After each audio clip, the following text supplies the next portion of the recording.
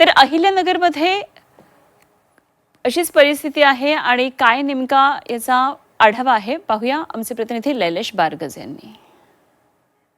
देशभरात आज national eligibility entrance taste म्हणजेच नीटची परीक्षा पुन्हा एकदा होत आहे। काही महिन्यापूर्वी ही परीक्षा ज्यावेळेस झाली त्यावेळेस पेपर लीक झाल्यामुळे पुन्हा एकदा ही परीक्षा होत आहे। अहिल्यानगर या ठिकाणी या परीक्षेसाठी 12 केंद्र आहेत आणि 12 केंद्रावर 5385 विद्यार्थी परीक्षा देणार आहेत।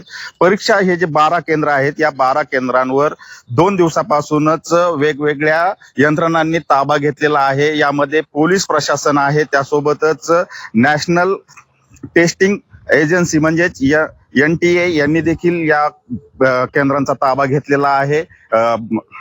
महसूल प्रशासन देखील या परीक्षेमध्ये सहभागी झालेला आहे आणि अतिशय कडक बंदोबस्तामध्ये आज ही परीक्षा होणार आहे। कारण जी चुकी झालेली आहे नीटच्या परीक्षेच्या वेळेस ती चुकी पुन्हा होऊ नये आणि परीक्षा व्यवस्थित पार पडावी यासाठी सर्व प्रशासनाकडून अत्यंत काळजी घेतली जात आहे।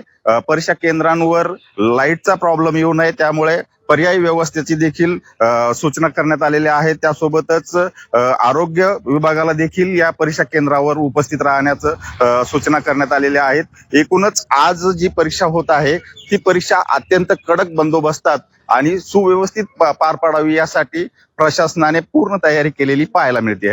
लैलेश बारगजे, झी 24 तास, अहिल्यानगर।